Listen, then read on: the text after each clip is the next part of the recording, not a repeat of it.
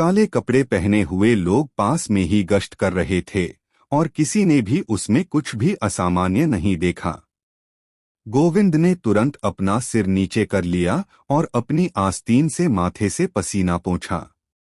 उसने कांपती हुई आवाज में पूछा, इतनी धीमी कि केवल वही उसे सुन सकता था। गुरुजी, क्या आप आ गए हैं? यह मैं हूं। अंधेरे में से आती आवाज शांत रही। गोविंद की उत्तेजित भावनाएं आग के गोले की तरह थीं, जो उसके सीने में जल रही थीं। वह चिंतित था।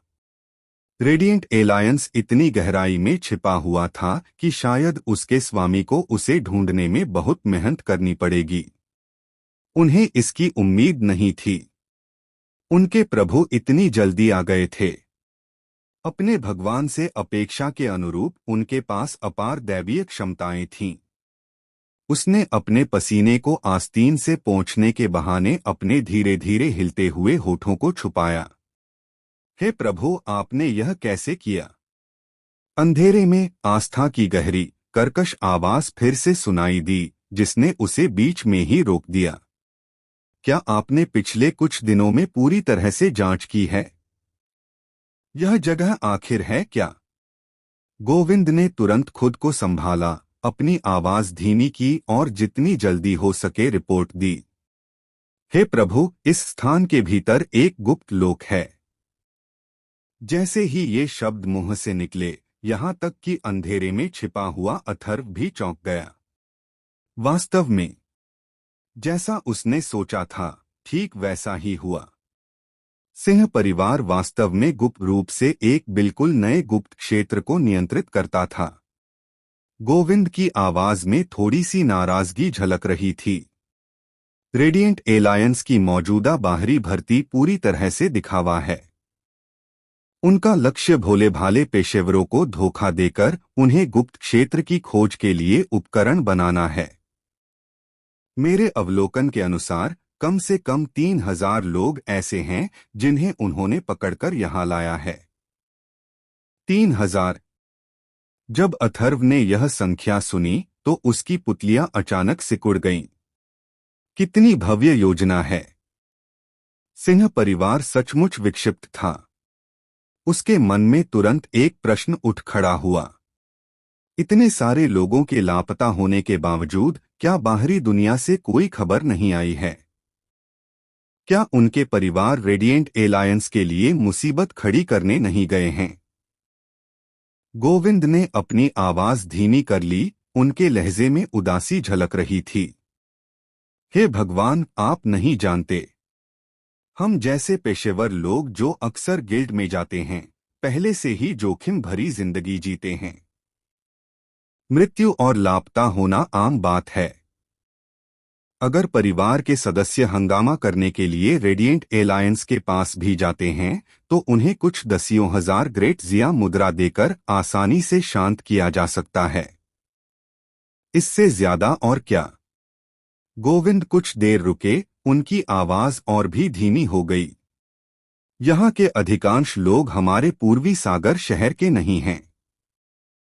उन्हें उच्च वेतन और अच्छे लाभों का लालच देकर कई पड़ोसी शहरों से भर्ती किया गया था।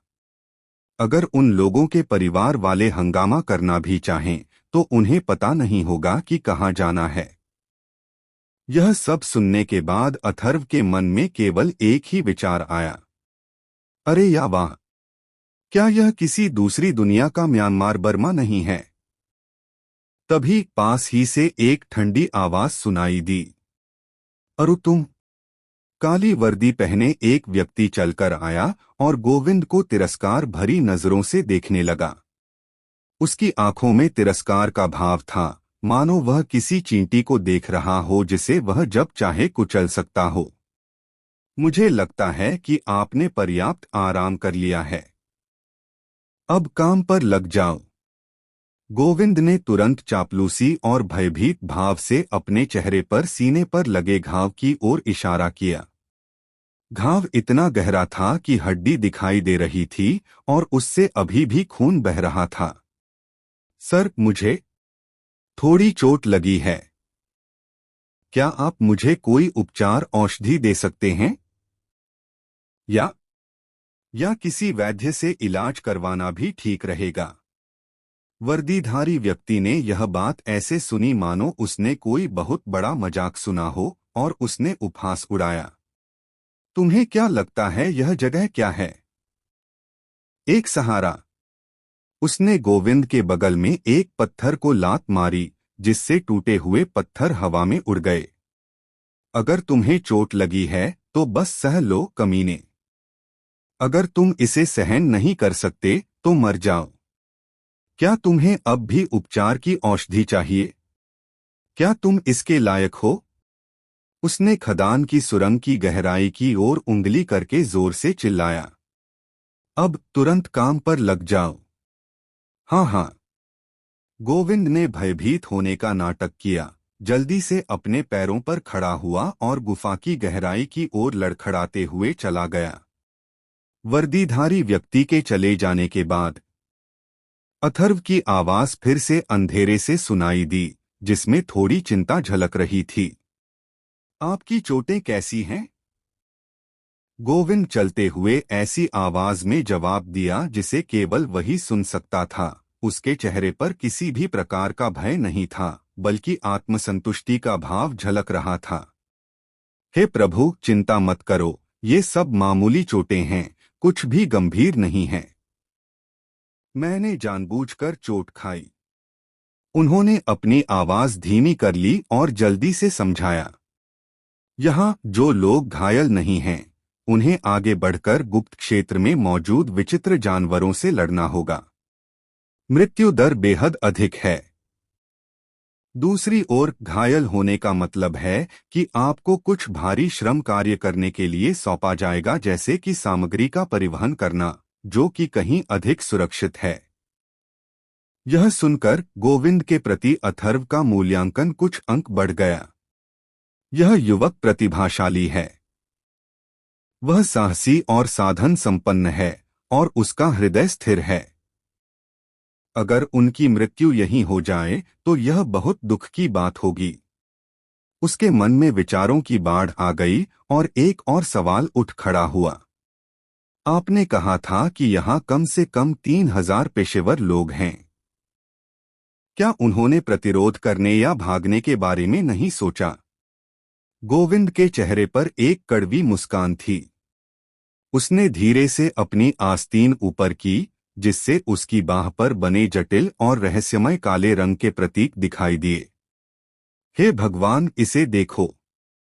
जिस दिन हमें लाया गया था, उस दिन रेडिएंट एलायंस के फॉर्मेशन मास्टर्स हर किसी पर इस तरह का फॉर्मेशन पैटर्न उकेरते थे। यह संरचना पैटर्न पूरी गुफा की विशाल संरचना से मेल खाता है। जैसे ही हम प्रतिरोध करने या भागने की कोई भी कोशिश करेंगे, गुफा के शीर्ष पर स्थित फॉर्मेशन क्रिस्टल हम पर सटीक हमले करेंगे। उनकी आवाज में दबी हुई आशंका का हल्का सा संकेत था। कल मैंने खुद एक ऐसे व्यक्ति को देखा जिसने भागने की कोशिश की, और इससे पहले कि वह कुछ बोल पाता, एक लाल बत्ती की गोली से वह जलकर राख हो गया। धूल का एक कण भी नहीं बचा था। अथर्व की निगाहें गंभीर हो गईं। यह तरीका सचमुच बेरहम था। गोविंद की आवाज लगातार भारी होती जा रही थी। केवल गठन ही नहीं, यहाँ के प्रशासकों में कम से कम 2 पेशेवर ऐसे हैं जिनका स्तर 50 से ऊपर है। मैंने सुना है कि उनमें से एक तो एस रैंक का विशेषज्ञ भी है। मैंने व्यक्तिगत रूप से लेवल 40 से ऊपर के कम से कम 15 पेशेवरों को देखा है। तो भागने का कोई रास्ता नहीं है। विरोध करना तो दूर की बात है। यह सुनकर अथर्व एकदम चुप हो गया। पिछले कुछ वर्षों से सिंह परिवार ईस्ट सी सिटी में बाहरी तौर पर शांत और धैर्यवान रहा था। पर्दे के पीछे लियू परिवार का अनुसरण करते हुए उन्होंने चुपचाप इस हद तक विकास किया था। इतने सारे विशेषज्ञों को एक साथ लाना, उन्हें आशंका थी कि इससे निपटना कुछ मुश्किल होगा। गोविंद को यहाँ से बचाना निश्चित रूप से आसान काम नहीं होगा। जब वे बात कर रहे थे, गोविंद गुफा के सबसे गहरे हिस्से तक पहुंच चुका था। अपने सामने का दृश्य देखकर अथर्व एक बार फिर सदमे में आ गया। आगे एक और भी बड़ा गोलाकार चबूतरा था। प्लेटफार्म के केंद्र में 20 मीटर से अधिक व्यास का एक विशाल भंवर धीरे धीरे घूम रहा था। वह भंवर एक अजीब से भूरे सफेद रंग का दिखाई दिया, मानो उसके भीतर अनगिनत तारे जन्म ले रहे हों और मर रहे हों, जो दिल दहला देने वाले स्थानिक उतार चढ़ाव उत्सर्जित कर रहे हों। यह गुप्त लोक का प्रवेश द्वार था। प्रवेश द्वार के चारों ओर काले वस्त्र पहने दर्जनों शक्तिशाली गार्ड खड़े थे। वे मूर्तियों की तरह थे, उनकी पैनी निगाहें पास आने वाले हर व्यक्ति को स्कैन कर रही थीं। प्लेटफार्म के चारों ओर बने रास्तों से टीमें लगातार निकलती रहीं और गुप्त क्षेत्र में प्रवेश करती रहीं। और खून से लथपथ अंग कटे हुए लोगों को लगातार गुप्त लोक से बाहर निकाला जाता था और उन्हें अपने हाल पर छोड़ दिया जाता था। अथर्व ने आस्था को नियंत्रित किया और चुपचाप गोविंद के चरणों में दुबक कर बैठ गया। वह आपूर्ति परिवहन के लिए जिम्मेदार टीम में घुल मिल गया और बिना किसी बाधा के विशाल भंवर की ओर बढ़ गया। जैसे ही उसने भंवर में कदम रखा, अथर्व को अपनी आंखों के सामने केवल धुंधलापन महसूस हुआ और एक तीव्र स्थानिक खिंचाव का एहसास हुआ। अगले ही पल दृश्य अचानक बदल गया। अब वह नीरस, घुटन भरी भूमिगत गुफा नहीं रही थी, लेकिन एक अतुलनीय रूप से विशाल और निर्जन दुनिया।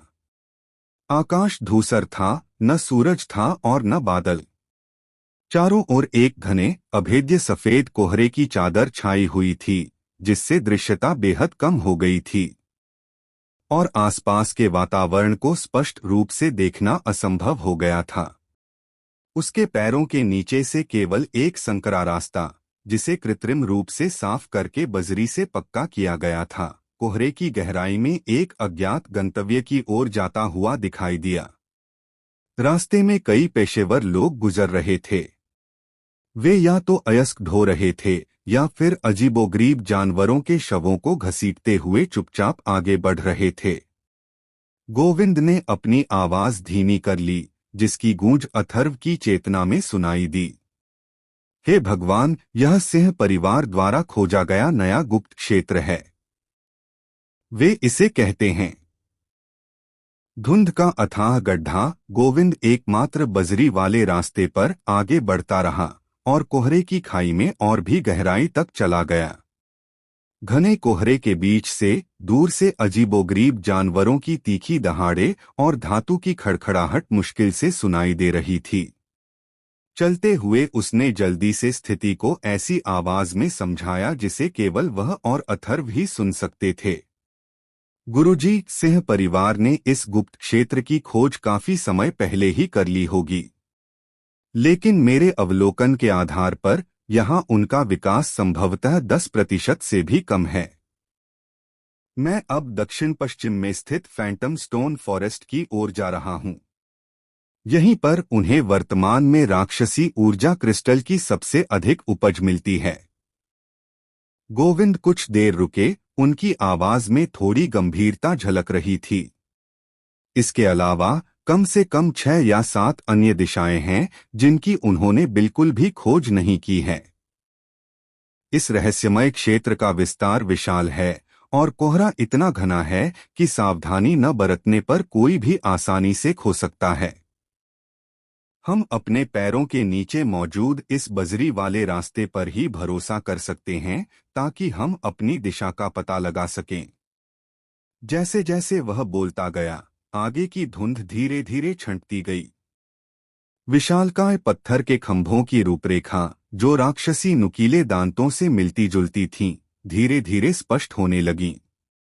दूर से भी अथर्व सामने से आ रही तीव्र युद्ध की हलचल को स्पष्ट रूप से महसूस कर सकता था। पेशेवर लड़ाकों की दहाड़े, विदेशी जानवरों की चीखें और तत्वों के निरंतर विस्फोट आपस में गुंथे हुए थे। जल्द ही अथर्व को अंततः उन विचित्र जीवों का दर्शन हुआ। वे चमगादड़ से मिलते जुलते जीव थे। लेकिन आकार में कई गुना बड़े थे। 3 या 4 मीटर के पंखों वाले इन पक्षियों के पंखों की झिल्लियां मंदसफेद रंग की थीं। उनके अंग लंबे और पतले थे, जो नुकीले ब्लेड जैसे हड्डी के पंजों में समाप्त होते थे। उनके चेहरों पर आंखें नहीं थीं, केवल एक खुला हुआ खून जैसा लाल मुंह था जो उनके कानों तक फैला हुआ था, जो घने नुकीले दांतों से भरा हुआ था। धुंध में छिपा रक्त चमगादड़ LV-32। इस समय दर्जनों पेशेवर लड़ाके इन धुंध में छिपे खूनी चमगादड़ों के साथ युद्ध में उलझे हुए थे। उन्होंने लड़ाई लड़ी और पीछे हट गए, बड़ी मुश्किल से अपने उन साथियों की रक्षा कर पाए जो उनके पीछे पत्थर के खंभों पर चढ़ रहे थे। वे लोग छिपकलियों की तरह पत्थर के खंभों से चिपके हुए थे और विशेष औजारों का उपयोग करके चट्टान की सतह में जड़े राक्षसी ऊर्जा क्रिस्टलों को मेहनत से तराश रहे थे। हालांकि राक्षसी ऊर्जा क्रिस्टल का खनन एक सुरक्षित काम नहीं था। समय समय पर एक ब्लड बैट चुपचाप घने कोहरे से बाहर निकलता, अपने नुकीले हड्डी के पंजों से वार करता और एक पेशेवर पर्वतारोही योद्धा चीखता हुआ बहुत ऊंचाई से गिर जाता। इससे भी बदतर, कुछ को सीधे ब्लड बैट्स ने पकड़ लिया, घने कोहरे की गहराई में घसीट लिया और पीछे केवल हताश चीखों की एक श्रृंखला छोड़ गए।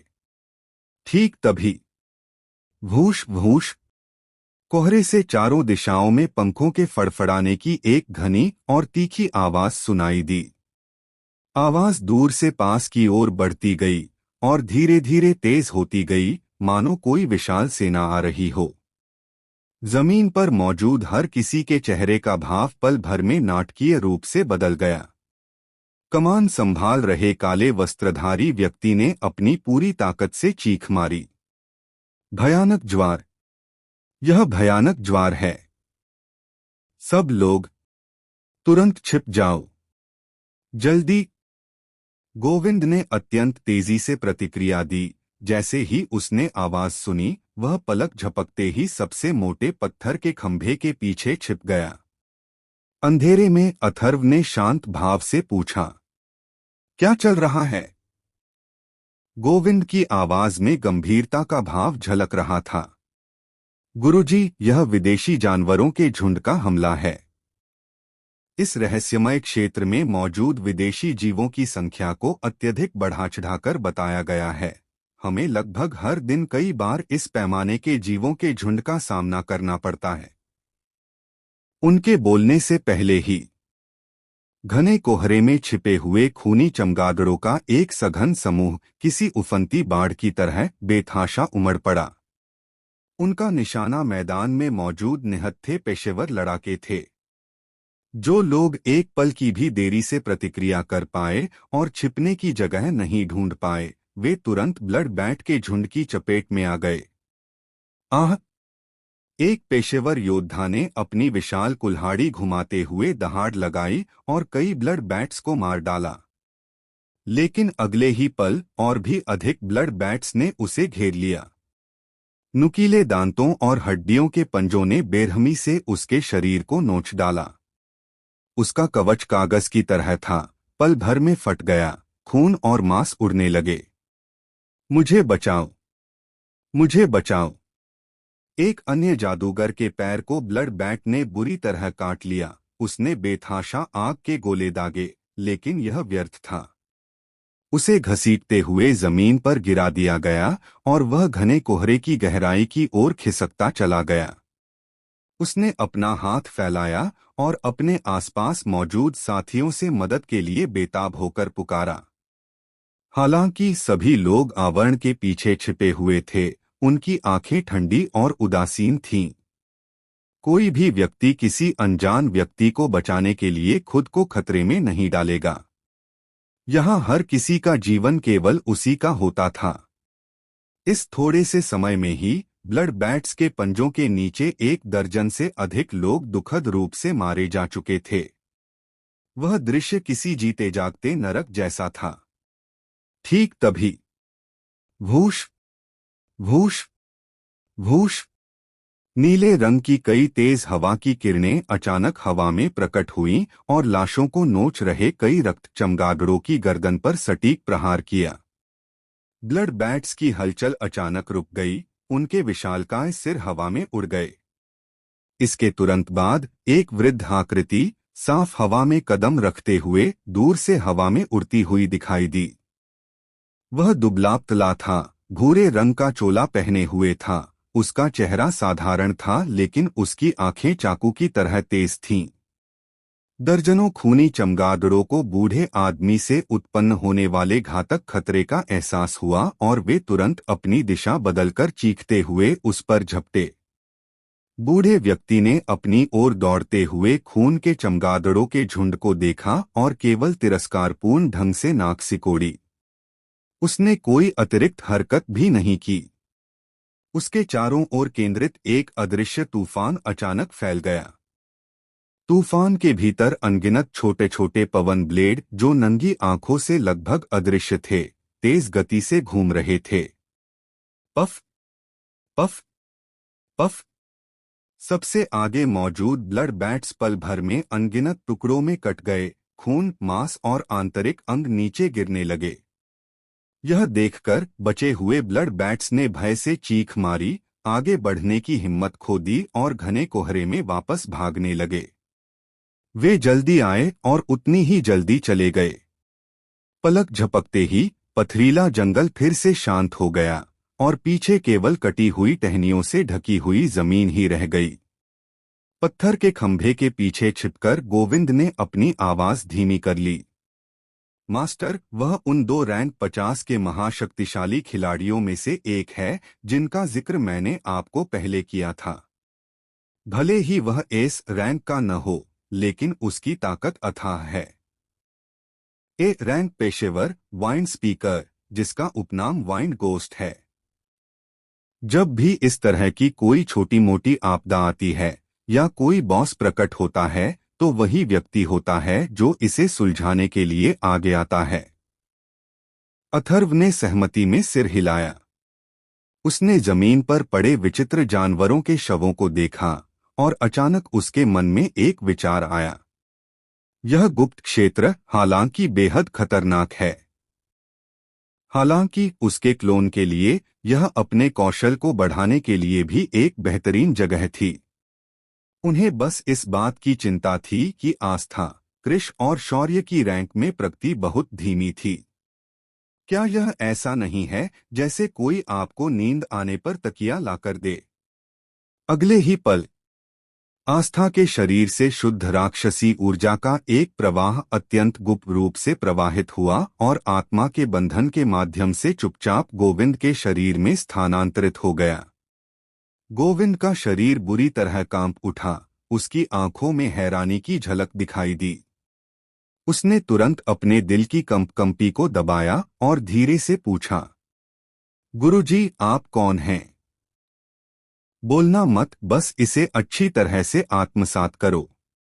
अंधेरे में से आस्था की कर्कश आवाज सुनाई दी।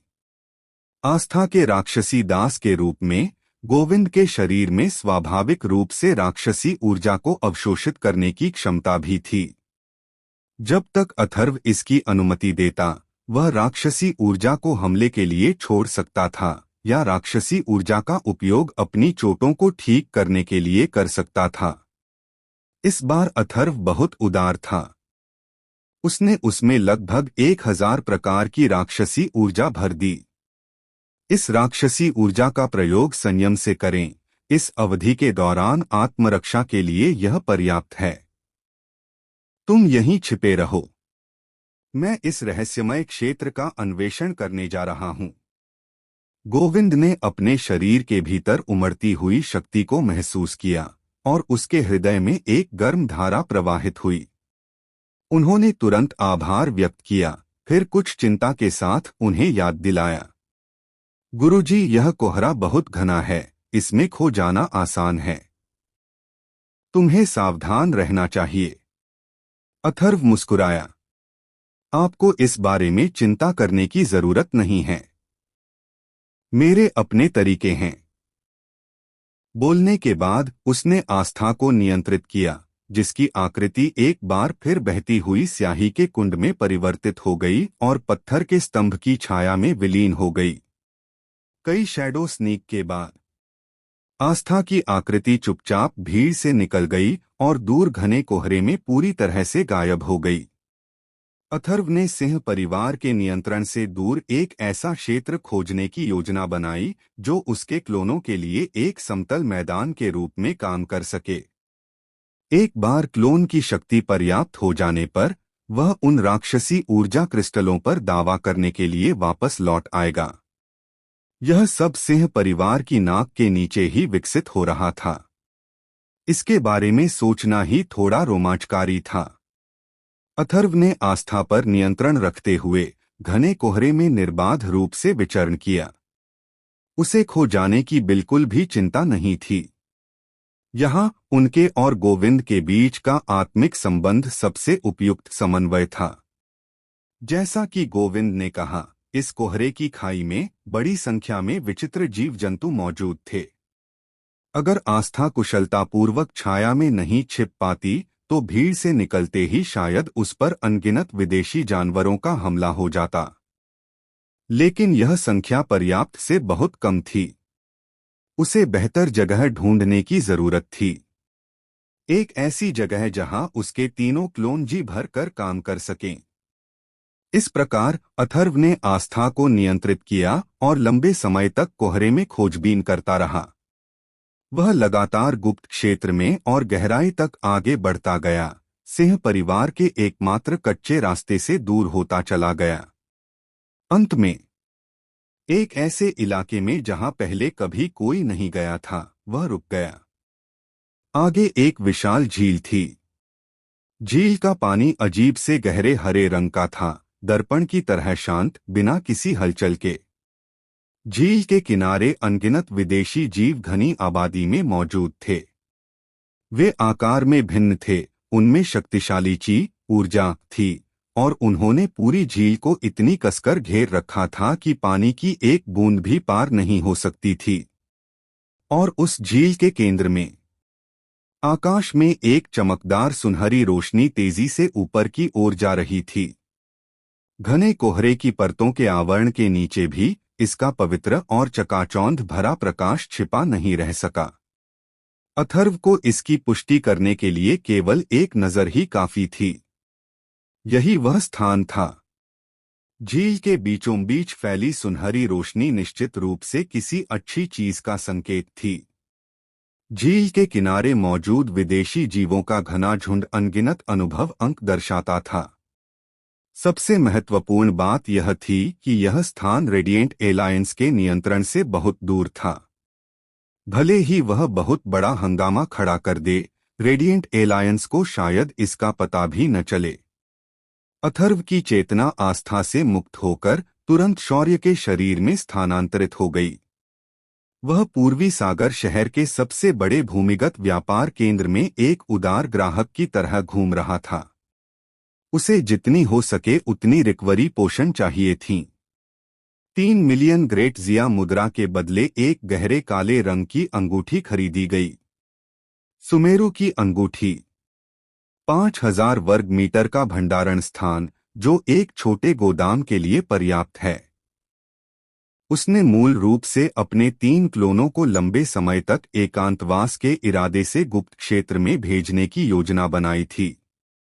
वहां से प्राकृतिक रूप से प्राप्त सामग्री और संसाधनों को बर्बाद नहीं किया जा सकता था, उन्हें वापस लाना आवश्यक था। इसके अलावा जब उसने भूमिगत गुफा में जमा जादुई क्रिस्टलों का पहाड़ देखा तो उसके मन में एक साहसिक विचार पनपने लगा था। शायद अब सीधे सीधे लूटपाट करना संभव नहीं था, लेकिन आस्था के गुप्त कौशल के साथ किसी को पता चले बिना एक हिस्सा लेना बहुत आसान होगा। यह सब हो जाने के बाद इसके बाद अथर्व ने शौर्य को नियंत्रित करके गिल्ड से 2 पृथ्वी तत्व विशेषज्ञों को बुलाया। जमीन से लगभग 1000 मीटर की गहराई पर कुसुम और टोनी ने एक बार फिर अपना जादू चलाया। उनके सामने मौजूद कठोर चट्टान की परतें शांत बहते पानी की तरह स्वतः ही दोनों ओर अलग हो गईं। रेडिएंट एलायंस के गुप्त अड्डे की ओर जाने वाला मार्ग एक बार फिर खुल गया। अंदर शौर्य और कृष्ण की आकृतियां चमक उठीं। दोनों ने शौर्य की ओर देखा और गंभीरता से कहा, गुरुजी, कृपया सावधान रहें। इसे बंद करें। अथर्व का आदेश संक्षिप्त और स्पष्ट था। हाँ मास्टर। दोनों ने आदरपूर्वक उत्तर दिया और उन्होंने अपनी लाठियां फिर से लहराईं। मार्ग तुरंत बंद हो गया। चट्टान की परतें अपनी मूल अवस्था में लौट आईं और उनमें किसी भी प्रकार की गड़बड़ी का कोई निशान नहीं दिखाई दिया। स्टोरी और क्रिश नीचे की व्यस्त भीड़ में घुल मिल गए। उन दो अपरिचित चेहरों ने कोई हलचल पैदा नहीं की। हर दिन रेडिएंट एलायंस द्वारा धोखा खाए नए लोग यहां आते थे। कुछ लोग और हों या कुछ लोग कम हों, किसी को कोई फर्क नहीं पड़ेगा। बिल्कुल किसी ने कल्पना भी नहीं की होगी कि कोई इतनी बेशर्मी से उनके रैंक में घुसपैठ करेगा। दोनों बिना किसी बाधा के आगे बढ़े और गुप्त क्षेत्र के प्रवेश द्वार पर पहुंच गए। ड्यूटी पर तैनात गार्डों की निगाहें एकदम ठंडी थीं। उन्होंने एक पल के लिए भी उन पर ध्यान नहीं दिया। सफेद रोशनी की एक चमक, शौर्य और कृष की आकृतियां कोहरे की खाई में प्रकट हुईं। उन्होंने जरा भी संकोच नहीं किया और लोगों की शांत भीड़ से तेजी से अलग होकर सीधे पास के घने कोहरे में घुस गए। अरे, तुम दोनों गलत रास्ते पर जा रहे हो। वापस आओ। टीम में से किसी ने सहज रूप से चिल्लाया। उसके बगल में भावहीन चेहरे वाले एक अधेड़ उम्र के व्यक्ति ने उपहास किया। उनकी परवाह मत करो। ये दो मूर्ख क्या सोचते हैं कि वे कोहरे में घुसकर बच निकलेंगे? कोहरे में प्रवेश करने से उनकी मृत्यु और भी तेजी से होगी। अथर्व ने स्वाभाविक रूप से इन लोगों की चर्चाओं को नजरअंदाज कर दिया। आस्था के साथ क्लोन कनेक्शन पर भरोसा करके वह आस्था के स्थान को निर्देशांक के रूप में पूरी तरह से उपयोग कर सकता था। उसे कोहरे में खो जाने का बिल्कुल भी डर नहीं था। हालांकि वे दोनों ज्यादा दूर नहीं भागे थे। गर्जन, चारों दिशाओं से तीखी गर्जनाएं सुनाई दीं। घना कोहरा उमड़ पड़ा और अचानक कई विशाल, खूंखार और अनोखे जानवर बाहर निकल आए। कृष दहाड़ा और देखते ही देखते उसे एक सुनहरी रोशनी ने प्रकाशित कर दिया। संरक्षक की शपथ। प्रकाश ने उसे और शौर्य को जोड़ दिया।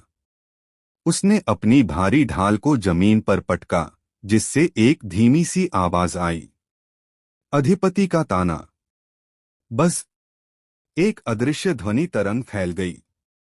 उन विचित्र जानवरों की लाल आंखें पल भर में एकटक टिक गईं, जिससे उनकी हमले की दिशा जबरदस्ती बदल गई और वे पागलों की तरह कृष की ओर दौड़ पड़े। सभी पंजे और नुकीले दांत कृष की मोटी, भारी ढाल पर जा गिरे। डिंग डिंग डांग डांग। धातु के आपस में टकराने की तेज आवाजों की एक श्रृंखला गूंज उठी। कृष्ण पर हुए हमलों से मामूली क्षति ही हुई। 200 से 300 अंकों का नुकसान उसके लिए मामूली खरोंच जैसा था, जिसका स्वास्थ्य लगभग 20,000 के करीब था। शौर्य चला गया। अब कोई चिंता न होने के कारण उसकी तलवारबाजी और भी भयंकर और घातक हो गई। तलवार झरने की तरह हल्की थी। गरजते हुए प्रहार ने हवा को चीर दिया। तलवार के प्रत्येक वार के साथ बिजली की एक चकाचौंध भरी चमक निकलती थी, जो उन विलक्षण जानवरों के महत्वपूर्ण बिंदुओं पर सटीक रूप से लगती थी। एक मुख्य टैंक, एक मुख्य डैमेज डीलर। वे बड़ी मुश्किल से कोहरे से भरे इस इलाके से आगे बढ़े, जो विचित्र जानवरों से भरा हुआ था। सौभाग्यवश अथर्व अच्छी तरह से तैयार था। कृष की खोई हुई सेहत को बड़ी मात्रा में रिकवरी पोषण पिलाकर तुरंत बहाल कर दिया गया। पूरे 6 घंटे। यह रास्ता अथर्व की कल्पना से कहीं अधिक कठिन था। रास्ते में मिलने वाले विचित्र जीवों की संख्या उनकी अपेक्षाओं से कहीं अधिक थी। अभी 1 घंटा पहले कोहरे से रैंक 30 का एक बॉस, एक मिस्ट पैंगोलिन, अचानक बाहर निकला। यह एक विशालकाय राक्षस था जो हड्डियों की प्लेटों से ढका हुआ था। धुंध में रहने वाला पैंगोलिन। इसके प्रत्येक प्रहार से कृष की ऊर्जा और रक्त में बेतहाशा गिरावट आई। अथर्व ने एक पल के लिए यह भी सोचा कि वह यहाँ एक क्लोन खो देगा। जैसे ही मिस्ट पैंगोलिन ने दोबारा हमला किया और कृष की हेल्थ बार लगभग खत्म होने वाली थी, उसके शरीर से एक चमकदार सुनहरी रोशनी निकली। डिंग! क्लोन कृष का लेवल बढ़कर 20 हो गया है। कृष की ऊर्जा और रक्त तुरंत फिर से भर गए और शक्ति का एक अभूतपूर्व प्रवाह उसके अंगों में प्रवाहित होने लगा। उसने कृष्ण की रैंक 20 की सर्वोच्च क्षमता को समझ लिया था। एक बार फिर हमलावर मिस्ट पैंगोलिन का सामना करते हुए कृष की आंखों में युद्ध की तीव्र इच्छा जागृत हो गई। उसने प्राचीन युद्ध पैटर्न से खुदी हुई विशाल ढाल को जमीन पर पटक दिया। अभेद्य राजा का साम्राज्य। भनभनाहट। अचानक एक घोर अंधकारमय ऊर्जा गुंबद उसके केंद्र में फैल गया। गुंबद के अंदर सभी मित्र इकाइयों को 75% तक क्षति में कमी और सभी भीड़ नियंत्रण प्रभावों से प्रतिरक्षा प्राप्त हुई। हालांकि गुंबद के अंदर मौजूद दुश्मनों को 10 सेकंड तक लगातार नुकसान के रूप में उनकी अधिकतम स्वास्थ्य क्षमता का 5% हिस्सा भुगतना पड़ेगा। मिस्ट पैंगोलिन ने कृष की ढाल पर जोरदार प्रहार किया। वह भयानक बल जो आमतौर पर कृष को उड़ा देता था, अब उसे केवल आधा कदम पीछे हटने पर मजबूर कर पाया। हुए नुकसान को और भी कम करके नगण्य स्तर तक पहुंचा दिया गया। उसी समय शौर्य की आकृति बिजली की एक चमक में परिवर्तित हो गई और वह मिस्ट पैंगोलिन के पीछे प्रकट हुई। दुनिया को तबाह करने वाली गर्जना। उसके हाथ में मौजूद विंड ब्रेकर लॉन्गस्वॉर्ड, बिजली की एक तेज धारा में लिपटी हुई, ने भयंकर रूप से मिस्ट पैंगोलिन की गर्दन के पिछले हिस्से को भेद दिया। 10 मिनट बाद यह अहंकारी बॉस अंतः दर्द भरी कराह के साथ जमीन पर गिर पड़ा। खतरा जितना अधिक होगा, इनाम भी उतना ही अधिक होगा। इस रैंक 30 बॉस ने न केवल बड़ी मात्रा में दुर्लभ सामग्री गिराई, इससे रैंक 30 के उपकरण का ब्लूप्रिंट भी मिला। अत्याचारी की पकड़ महाकाव्य।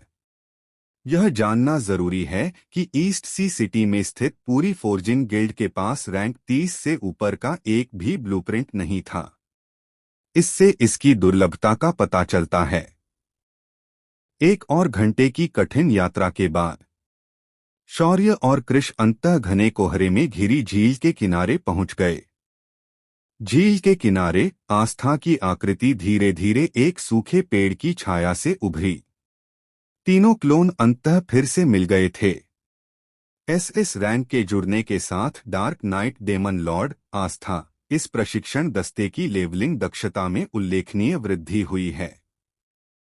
विशेषकर चूंकि रात हो चुकी थी, आस्था धीरे धीरे अपने रात्रि दानव रूप में प्रवेश कर गया, जिसमें उसके सभी गुणों में 5 गुना वृद्धि हुई थी।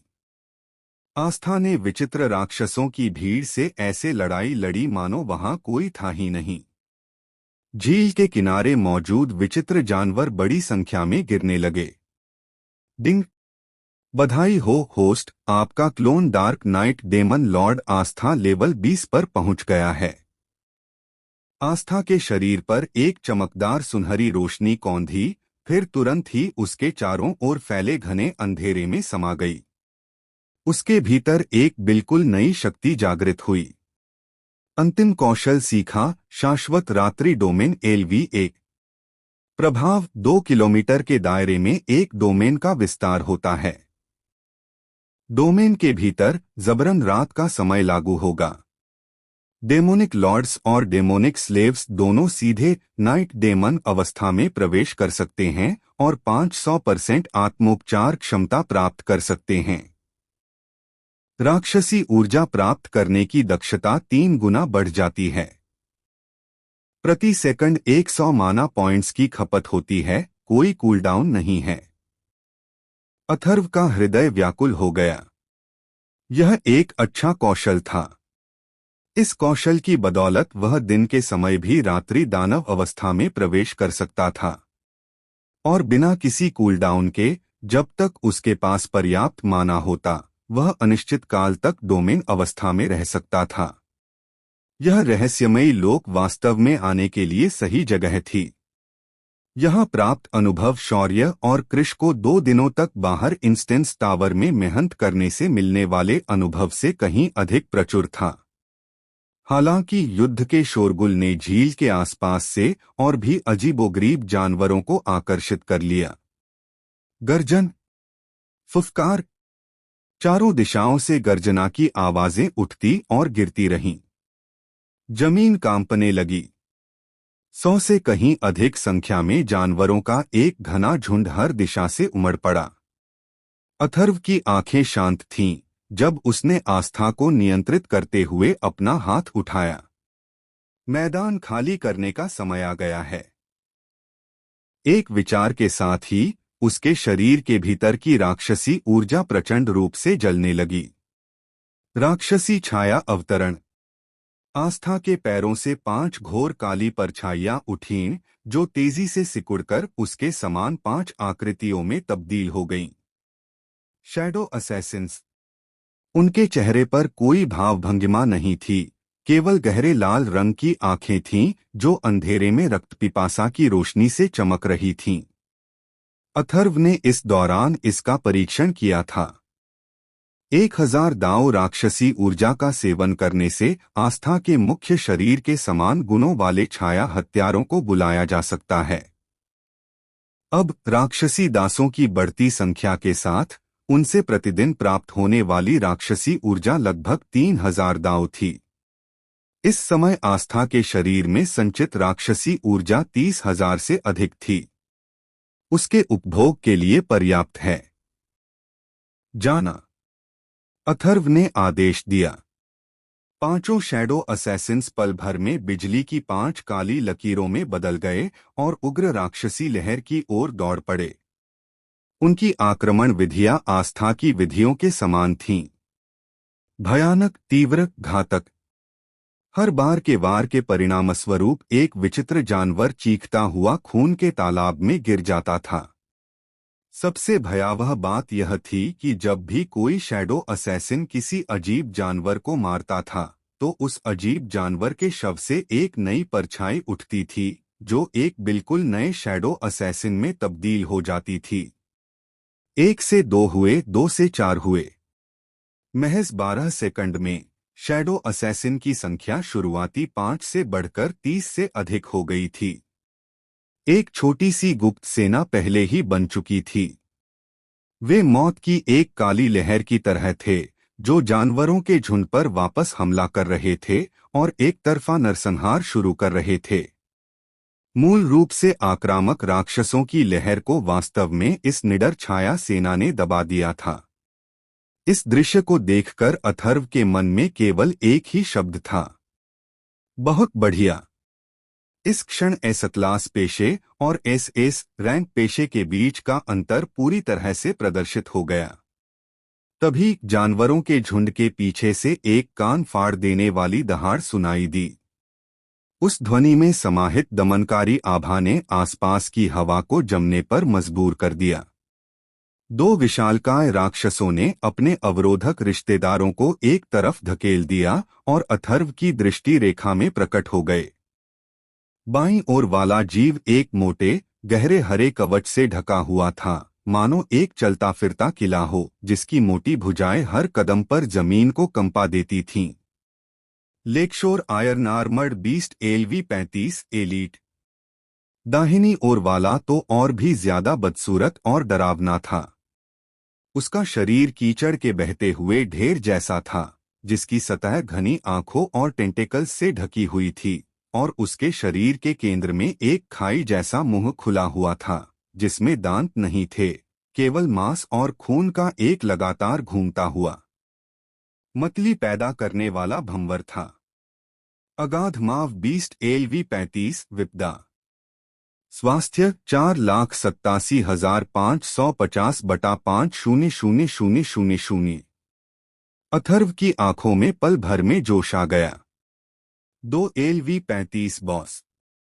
इस समय शैडो असैसिन की संख्या बढ़कर 60 से अधिक हो गई थी। वे खून की गंध सूंघने वाले शार्क की तरह थे, जिन्होंने तुरंत अपनी दिशा बदल दी और दोनों बॉस की ओर झुंड बनाकर टूट पड़े। गर्जन। लेकशोर आयरन आर्मर्ड बीस्ट ने गुस्से में दहाड़ मारी। उसका विशाल सिर नीचे की ओर झुक गया और उसने अपने सिर पर मौजूद नुकीले सींग का इस्तेमाल करते हुए पहले कुछ शैडो असैसिन्स को बेरहमी से टक्कर मारी।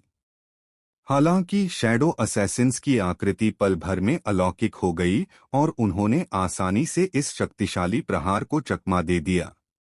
अगले ही पल दर्जनों काले पंजे चारों दिशाओं से लोहे के कवच वाले राक्षस के शरीर पर बेरहमी से झपट पड़े। Clang, clang, bang, bang. गर्मागर्मी की लहर दौड़ गई।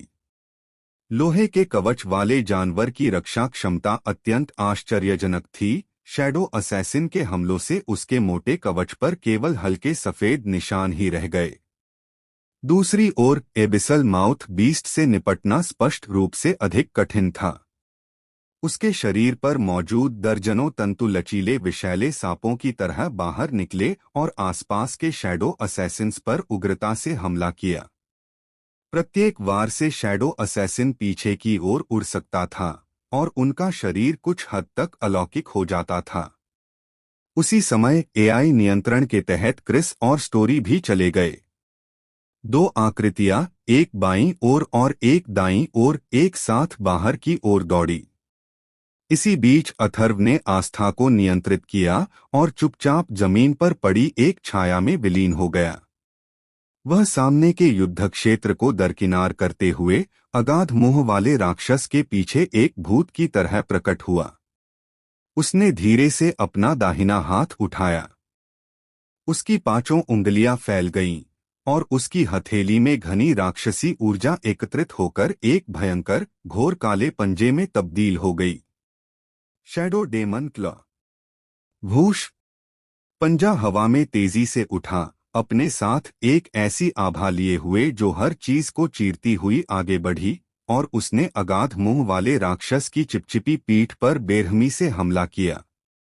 -1,00,000। बॉस के सिर के ऊपर एक भयावह क्षति संख्या मंडरा रही थी। एक ही वार में उसकी अधिकतम स्वास्थ्य का पूरा 20% हिस्सा खत्म हो गया। गर्जन। अगाध मुंह वाले राक्षस ने एक अत्यंत दर्दनाक दहाड़ मारी। उसका विशाल शरीर हिंसक रूप से कांप उठा और उसके केंद्रीय मुख में विनाशकारी ऊर्जा का उतार चढ़ाव जमा होने लगा। यह एक बड़ा हमला करने ही वाला था।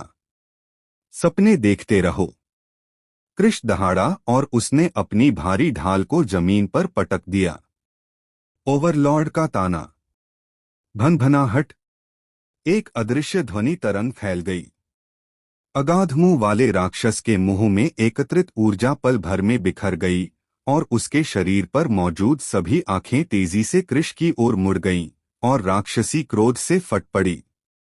इसने आसपास के शैडो असैसिन्स को छोड़ दिया, अपने चिपचिपे शरीर को हिलाया और उन्मत्त होकर कृष पर झपट पड़ा। लेकशोर आयरन आर्मर्ड बीस्ट भी ताउंट की चपेट में आ गया, जिससे उसने अपनी दिशा बदल ली और एक अनियंत्रित भारी टैंक की तरह कृष की ओर दौड़ पड़ा। सही समय पर कृष की आंखों में युद्ध की तीव्र इच्छा झलक रही थी। अपने ऊपर हमला करने वाले 2 बॉस को देखकर वह पीछे नहीं हटा बल्कि उनका डटकर सामना किया। राक्षसी देवता का अवतरण। बूम। उसका शरीर तेजी से फूलने लगा। 2 मीटर, 3 मीटर, 5 मीटर। पलक झपकते ही वह 10 मीटर से भी अधिक ऊंचे एक राक्षसी देवता में परिवर्तित हो गया। उसके हाथों में मौजूद विशाल ढाल और युद्ध कुल्हाड़ी भी विशालकाय हो गईं। उसकी अधिकतम सेहत तुरंत 3 गुना हो गई और सीधे 60,000 के आंकड़े को पार कर गई। धमाका, धमाका। दोनों बॉस के हमलों ने कृष की विशाल ढाल पर जोरदार प्रहार किया। कृष का शरीर केवल थोड़ा सा डगमगाया और उसके पैरों के नीचे की जमीन इंच करके फटती चली गई। उसने दोनों बॉस के संयुक्त हमले का जबरदस्ती सामना किया था। अब मेरी बारी है। कृष्ण ने अपनी विशाल युद्ध कुल्हाड़ी घुमाते हुए दहाड़ लगाई और दोनों बॉस के साथ एक आदिम आमने सामने की लड़ाई में उलझ गया। इसी बीच शौर्य की आकृति टिमटिमाती बिजली की लकीरों में परिवर्तित हो गई, जो युद्ध के मैदान में इधर-उधर लहरा रही थी। उसके हाथ में मौजूद लंबी तलवार लगातार दोनों बॉस के शरीर पर हड्डियों तक गहरे घाव कर रही थी। 10 मिनट बाद सभी शैडो असैसिन्स का समय समाप्त हो गया और वे काले धुएं में विलीन हो गए। और कभी अहंकारी रहे वे दोनों बॉस भी घावों से लथपथ होकर अपनी अंतिम सांसें गिन रहे थे। लेकशोर आयरन आर्मर्ड बीस्ट ने सबसे पहले अनिच्छा से कराह निकाली और उसका विशाल शरीर जमीन पर गिर पड़ा। लेकशोर आयरन आर्मर्ड बीस्ट लेवल 35 को मारा, 180,000 अनुभव अंक प्राप्त किए। अलग थलग और बिना किसी सहायता के अगाध मोह वाला राक्षस भी ज्यादा देर तक जीवित नहीं रह सका। तीनों क्लोनों की घेराबंदी के तहत शौर्य की तलवार की ऊर्जा ने अंततः उसके विशाल शरीर को उसके मूल से भेद दिया, जिससे वह दुर्गंधयुक्त कीचड़ के एक तालाब में बदल गया। लेवल 35 के अगाध मोह वाले जानवर को मारा, 350,000 अनुभव अंक प्राप्त किए। अथर्व ने जमीन पर पड़े दो विशाल शवों के साथ साथ गिरे हुए उपकरणों और सामग्रियों को देखा और संतुष्टि से आह भरे बिना नहीं रह सका। थोड़े आराम के बाद अथर्व ने शौर्य को नियंत्रित करके झील में वापस भेज दिया, जिससे तलवार की शक्ति से लैस विचित्र जानवरों की एक नई लहर उत्पन्न हो गई। तीनों क्लोन के अनुभव स्तर एक बार फिर से बेतहाशा बढ़ने लगे। उसी समय 1000 मील दूर शाही राजधानी में इंस्टेंस टावर, 6ठी मंजिल। सफेद रोशनी की एक चमक। विहान की आकृति टेलीपोर्टेशन पोर्टल से प्रकट हुई। उसके शरीर से समतलीकरण की एक शानदार सुनहरी रोशनी फूट पड़ी। डिंग! बधाई हो होस्ट, आपका क्लोन विहान AV-28 पर पहुंच गया है। 1 महीने की समय सीमा समाप्त होने में केवल 10 दिन शेष बचे थे। चुनौती भरा मिशन अब हमारी पहुंच के भीतर था। अगली सुबह अथर्व धीरे धीरे बिस्तर पर जाग उठा। पिछले कुछ दिनों से वह गुप्त क्षेत्र में अपने 3 क्लोन के साथ तेजी से अपने कौशल को बढ़ा रहा था, जिसने वास्तव में उसकी बहुत सारी मानसिक ऊर्जा को खर्च कर दिया था। इस बार वह असाधारण रूप से गहरी नींद सोया था। उसने अंगड़ाई ली और तरोताजा और ऊर्जावान महसूस किया। अब जबकि कोहरे की खाई में उसके 3 क्लोनों की स्थिति अस्थायी रूप से स्थिर हो गई थी, विहान की प्रगति की जांच करने का समय आ गया था। अथर्व ने अपनी आंखें बंद कर लीं और उसकी चेतना एक अदृश्य विद्युत तरंग की तरह पल भर में 1000 मील की दूरी तय करके शाही राजधानी में विहान पर आ पहुंची। Imperial capital academy, instance tower, पहली मंजिल। पॉइंट एक्सचेंज क्षेत्र। विहान चुपचाप काउंटर पर खड़ा था। उसके सामने मौजूद कई कर्मचारी पसीने से तरबतर थे और एक स्थानिक वलय से निकले पदार्थों के ढेर को छांटने में व्यस्त थे। पूरा एक्सचेंज हॉल एकदम शांत था, इतना शांत कि पिन गिरने की आवाज भी सुनाई दे सकती थी। कतार में खड़े सभी छात्र तारा चंद्रमा जादुई वस्त्र पहने उस लंबे कद के व्यक्ति को विस्मय भरी निगाहों से देख रहे थे। बहुत समय बाद मुख्य कर्मचारी ने अपनी आस्तीन से माथे का पसीना पोंछा और दोनों हाथों से खाली स्थानिक रिंग और पॉइंट कार्ड वापस कर दिया। उनकी आवाज में हल्की सी कंपन थी। विहान, आपकी सभी सामग्री की गिनती हो चुकी है। इस बार कुल 53,000 अंक बदले गए हैं। कृपया कृपया उन्हें सुरक्षित रखें। भूष! भीड़ में सामूहिक रूप से सिसकी की लहर दौड़ गई। 50,000 से ज्यादा अंक। हे भगवान! क्या उसने इंस्टेंस को खाली कर दिया? यह तो बहुत बढ़ा चढ़ाकर बताया गया है। मैं 1 महीने तक कड़ी मेहनत करता हूं और मुझे बस कुछ 100 अंक मिलते हैं। वह तो एक ही बार में उससे सैकड़ों गुना अधिक अंक प्राप्त कर लेता है। राष्ट्रीय परीक्षा में अपना दबदबा कायम करने वाले महान शैतान राजा से यही उम्मीद थी। वह हमारी शाही राजधानी अकादमी में भी इतना असामान्य है। विहान को नियंत्रित करते हुए अथर्व ने कार्ड लिया और उसे धन्यवाद दिया। स्मार्ट कोर एआई द्वारा साझा की गई यादों के माध्यम से उसे पता चला कि विहान हर 2 या 3 दिन में पॉइंट एक्सचेंज करने आएगा। हर बार उसके द्वारा लाए गए सामान को गिनने के लिए कम से कम 5 कर्मचारियों की आवश्यकता होती थी, और उसने एक ही बार में जितने अंक अर्जित किए वे उतने ही थे जितने अंक कई छात्र पूरे वर्ष में जमा कर पाते हैं। अब विहान के स्पेशल पॉइंट्स कार्ड में 200,000 से अधिक पॉइंट्स जमा हो चुके थे। यह निश्चित रूप से एक बहुत बड़ी रकम थी। जैसे जैसे विहान द्वारा 50 लोगों वाले इंस्टेंस को अकेले पूरा करने का कारनामा अकादमी में फैलता गया, वैसे वैसे राष्ट्रीय परीक्षा से जुड़े उनके पिछले शानदार कारनामों को भी उजागर किया जाने लगा।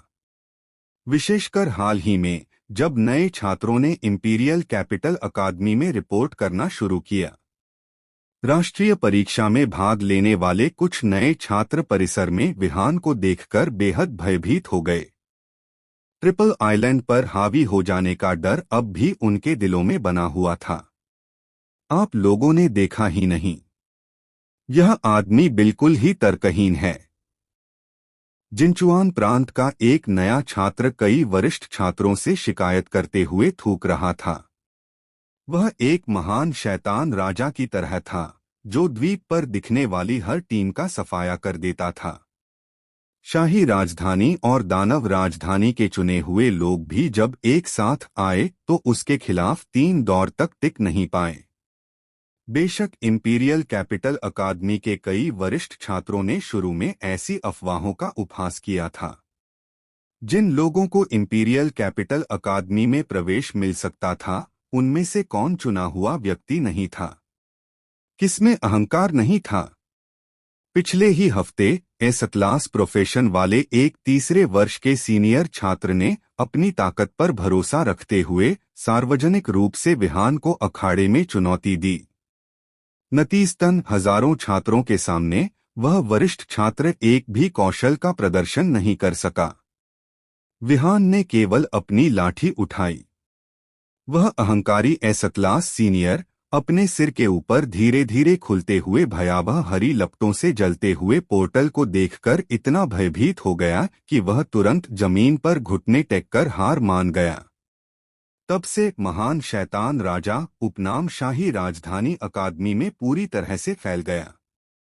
इसके साथ ही अनगिनत लड़कियों की जिज्ञासा और प्रशंसा भी सामने आई।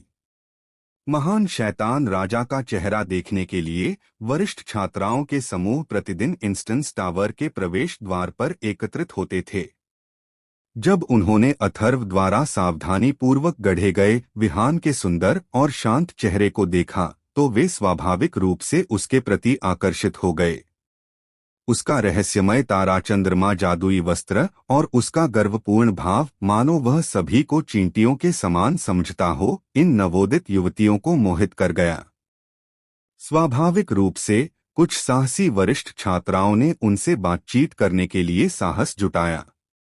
बदले में उन्हें आमतौर पर सिर्फ एक पंक्ति ही मिलती थी, बेवकूफ इंसान, मेरा रास्ता मत रोको, मुझे आप में कोई दिलचस्पी नहीं है। इतना कहकर वह पीछे मुड़े बिना चला जाता था। कुछ लड़कियां अपने चेहरे पकड़े हुए थीं, उनकी आंखों में छोटे छोटे तारे चमक रहे थे। वाह, उसे तो बहुत ठंड लग रही है। मुझे वो जितना ठंडा होता है उतना ही ज्यादा पसंद क्यों आता है। एआई द्वारा साझा की गई इन यादों को पढ़ने के बाद अथर्व स्वयं थोड़ा स्तब्ध रह गया। वाह वाह, वह इंपीरियल कैपिटल एकेडमी में 1 महीने से भी कम समय से था और उसने पहले ही अपना एक फैन क्लब बना लिया था। हालांकि इस समय ऐसी बातों के बारे में सोचने का समय नहीं था। विहान की रैंक पहले ही 28 तक पहुंच चुकी थी। चैलेंज क्वेस्ट के लिए 30 दिन की समय सीमा समाप्त होने में केवल 9 दिन शेष थे। 9 दिनों के भीतर 2 रैंक हासिल करना आसान काम नहीं था। केवल वर्तमान लेवल 25 के 50 व्यक्ति इंस्टेंस मोफी ब्रिज की रक्षा करे पर निर्भर रहना बहुत मुश्किल होगा। जैसे जैसे रैंक बढ़ती गई, उच्च रैंक वाले राक्षसों से लड़ने पर मिलने वाला अनुभव बोनस कम होता गया। अथर्व को एक उच्च रैंक वाला इंस्टेंस ढूंढना पड़ा। कम से कम यह लेवल 30 का तो होना ही चाहिए था। तभी 100 से अधिक लोगों की एक बड़ी भीड़ इमारत के बाहर से अंदर की ओर उमड़ पड़ी। भीड़ में से कई लोग आत्मविश्वास से बातें करते हुए चल रहे थे। हमें आज ही उस मामले को सुलझाना होगा। मुझे संदेह है उस मामले की कठिनाई बहुत अधिक है। हम पहले ही 4 बार असफल हो चुके हैं। कोई बात नहीं, भले ही हम असफल हो जाएं, लेकिन अगर मुझे ओल्ड सिटी लॉर्ड की कुछ और झलकियां देखने को मिल जाएं तो अच्छा है। चेन गुआनी, पिछली बार जब मैंने उसे हमारी रक्षा के लिए खुद को कुर्बान करते और बॉस के साथ मरते देखा था तो मेरी आंखें रोने से सूज गई थीं। इस बार मैं उसे इतनी आसानी से मरने नहीं दूंगा। जैसे जैसे वे बातें करते गए, लोगों का यह समूह एक एक करके सीढ़ियां चढ़ता हुआ ऊपर की ओर बढ़ता गया। तभी भीड़ में मौजूद एक खूबसूरत शख्सियत अचानक रुक गई। उसने विहान को पॉइंट एक्सचेंज एरिया में खड़े देखा, एक पल के लिए झिझकी, फिर एक विनम्र मुस्कान के साथ उसके पास चली गई। विहान, पिछले कुछ दिनों से आप कैसे हैं? क्या आप कैंपस जीवन के अनुकूल ढल रहे हैं? अथर्व ने उस व्यक्ति को पहचान लिया। वह घृणित था जिसे जनरल उस्मान अख्तर ने पहले उसकी देखभाल के लिए नियुक्त किया था। क्योंकि स्मार्ट कोर एआई इतने समय से विहान को नियंत्रित कर रहा था और बहुत ही अलग-थलग व्यवहार कर रहा था, इसलिए यह उत्साही वरिष्ठ व्यक्ति हाल ही में उसके पास जाने में हिचकिचा रहा था। उसे उम्मीद नहीं थी कि वह अब पहल करके उसका अभिवादन करेगी। विहान को नियंत्रित करते हुए अथर्व ने अपने चेहरे पर हल्की सी मुस्कान दिखाई। आपकी चिंता के लिए धन्यवाद, सीनियर। मैं बिल्कुल ठीक हूँ। गरिमा की चमकदार आंखों में आश्चर्य का स्पष्ट भाव दिखाई दिया। आखिरकार कुछ समय पहले ही विहान को वह चिड़चिड़ी लगी थी और उसने उसे एक मूर्ख इंसान कहा था। आज उनका रवैया बिल्कुल एक अलग ही व्यक्ति जैसा था। अथर्व ने अपने पीछे खड़े लोगों के बड़े समूह की ओर देखा और पहल करते हुए उनसे पूछा, आप में से इतने सारे लोग हैं, क्या आप 100 लोगों वाले इंस्टेंस को चुनौती देने जा रहे हैं? यह सुनकर गरिमा ने तुरंत सिर हिलाया। उसके चेहरे पर उत्साह की झलक दिखाई दी। जी हाँ, इंस्टेंस टावर ने हाल ही में एक नया लेवल 30 का 100 लोगों वाला इंस्टेंस लॉन्च किया है। इसकी कठिनाई का स्तर बेहद ऊंचा है और अभी तक कोई भी टीम इसे सफलतापूर्वक पार नहीं कर पाई है। इसलिए हम आज भी इसे चुनौती देना जारी रखना चाहते हैं और इसे आजमाना चाहते हैं। इस समय की आंखें अचानक चमक उठीं, मानो उसे कुछ सूझा हो। उसने विहान की ओर देखा और संकोच से पूछा, विहान, क्या आप हमारे साथ इसे आजमाने में रुचि रखते हैं? एक नया इंस्टेंस डंजन? अथर्व ने अपनी भौहें ऊपर उठाईं। गरिमा ने जोर से सिर हिलाया। जी हाँ, एक इंस्टेंस डंजन जिसे आप निश्चित रूप से पसंद करेंगे। यह एक प्रकार का नकली शहरी रक्षा तंत्र भी है। हालांकि इस कालकोठरी की कहानी वास्तव में वास्तविकता में घटित हुई थी। इस समय गरिमा के चेहरे पर मौजूद उत्साह तेजी से गायब हो गया और उसकी जगह गहरी उदासी छा गई।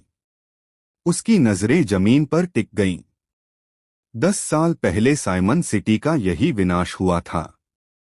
साइमन सिटी अथर्व ने अपना सिर नीचे झुका लिया और सोच में डूब गया। जल्द ही मूल मालिक की धुंधली और खंडित यादों से उन्होंने उस आपदा के बारे में रिपोर्टें जल्दी से ढूंढ निकाली। यह दृश्य उन्होंने टीवी समाचारों में देखा था। भयानक संख्या में विचित्र जीव एक काली लहर की तरह उस दूरस्थ सीमावर्ती शहर को अपनी चपेट में ले लिया। साइमन सिटी, जिया देश की दक्षिण पश्चिमी सीमा पर। इसे एक असाधारण ज्वार का सामना करना पड़ा था, जो 100 साल में एक बार होने वाली घटना है। आकाश फट गया और धरती विलाप करने लगी। अन्य प्रांतों और शहरों से आने वाली सहायक सेनाएं उस अंतहीन विचित्र राक्षस द्वारा अवरुद्ध कर दी गईं और वे बिल्कुल भी आगे बढ़ने में असमर्थ थीं। उस समय जिया देश में राष्ट्र के एकमात्र 2 SS श्रेणी के स्तंभ मार्शल राम नारायण सिंह और प्रधान राम नारायण सकुरा देश के साथ एक राष्ट्रीय युद्ध में बुरी तरह उलझे हुए थे और स्वयं को क्लोन करने में असमर्थ थे। वह एकांत शहर दुनिया द्वारा भुला दिया गया एक द्वीप बन गया। साइमन सिटी के पुराने नगर स्वामी सुमेरगुप्त, एक सफेद बालों वाले बूढ़े व्यक्ति ने शहर के एकमात्र 3000 सिटी गार्ड और सभी स्वसंगठित गिल्ड सदस्यों का नेतृत्व करते हुए शहर की दीवारों की रक्षा करते हुए अपनी जान की बाजी लगा दी। वे 3 दिन और 3 रात तक डटे रहे। शहर की दीवारों पर लगी जादुई तोपों ने तब तक गोले दागे जब तक उनके बैरल लाल रंग से चमकने लगे। प्रोफेशनल की सारी ऊर्जा खत्म हो गई और वॉरियर की तलवारें कुंद हो गईं। अंततः शहर का पतन हो गया। पुराने शहर के स्वामी शहर के सबसे ऊंचे टावर पर सुमेर गुप्ता ने अपनी अंतिम सांस ली और एक नरकस्तरीय बॉस के साथ लड़ते हुए उनकी मृत्यु हो गई। उस दिन उठती हुई लपटों ने साइमन के पूरे आकाश को लाल रंग से रंग दिया। शहर में मौजूद लाखों नागरिकों में से अंततः 5000 से भी कम लोग जीवित बच पाए। ने ऊपर देखा, उसकी आंखें थोड़ी लाल थीं। इस कालकोठरी को साइमन पर पहली धूप कहा जाता है। इसके डिजाइनर उन बच्चों में से एक हैं जो उस समय साइमन सिटी में बच गए थे। वह ओल्ड सिटी लॉर्ड के आखिरी शब्द कभी नहीं भूल सकता। नगर के पतन से पहले सुमेरगुप्त ने उन बच्चों से कहा, बच्चों दौड़ो, उगते सूरज की ओर दौड़ो, पीछे मुड़कर मत देखो। इसलिए उन्होंने उस महान नगर स्वामी की स्मृति में और साथ ही आने वाली पीढ़ियों को चेतावनी देने के लिए इस कालकोठरी का निर्माण किया। वह कुछ देर रुकी, उसके चेहरे पर एक कड़वी मुस्कान आ गई। बेशक इस इंस्टेंस डंजन की कठिनाई वास्तविक आपदा से बिल्कुल अतुलनीय है। डिजाइनर ने कहा कि उसने कठिनाई स्तर को कम से कम 10 गुना कम कर दिया है। लेकिन फिर भी हम साइमन सिटी का बचाव नहीं कर सकते। अभिशाप ने अपनी आंखों में थोड़ी सी सच्ची उम्मीद लिए अथर्व की ओर फिर से देखा। कैसा रहेगा?